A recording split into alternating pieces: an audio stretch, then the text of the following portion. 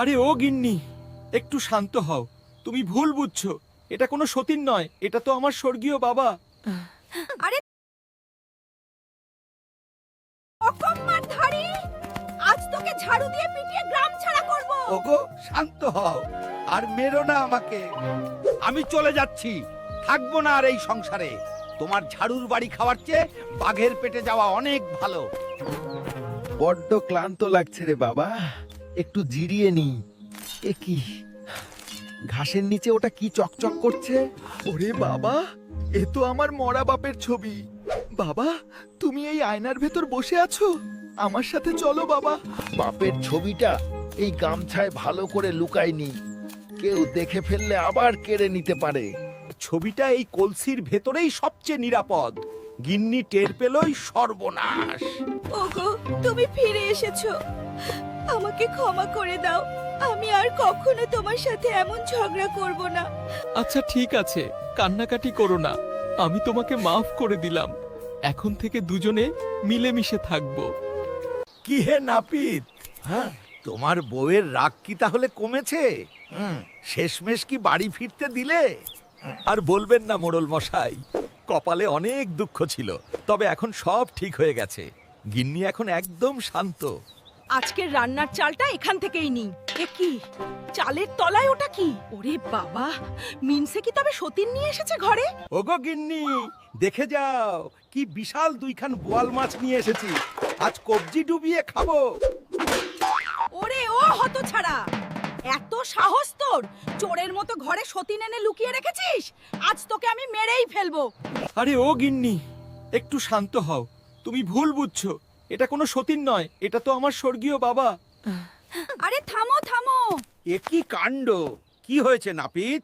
ভর দুপুরে স্বামী স্ত্রীতে এত চিল্লাচিল্লি করছো কে? মোড়ল মশাই, এটা একটা খুব দামি আর মূল্যবান জিনিস, আপনিই এটা আগলে রাখুন, নয়তো গিন্নি আমার হাড় মাস এক করে দেবে। ঠিক আছে নাপিতের বউ, এই আপদ আমি নিয়ে যাচ্ছি। আর কখনো নাপিতের সাথে ঝগড়া করবে না। ঘর শান্ত রাখো। যাই, হাত মুখ ধুয়ে এসে তারপর আয়নার কেরামতি দেখব। ও মা, বুড়ো মোড়ল আমাকে রেখে এটা কোন মুটকিকে বিয়ে করে এনেছে গো? ও বিবি, দেখলে তো জিনিসটা কেমন চমৎকার। ওটা হাতে নিয়ে আবার ওভাবে দাঁড়িয়ে আছো কেন? হতছাড়া বুড়ো, তুমি এই বয়সে আমাকে রেখে আরেকটা সতীন এনেছো। দাঁড়াও, মজা দেখাচ্ছি। ও মোড়ল মশাই,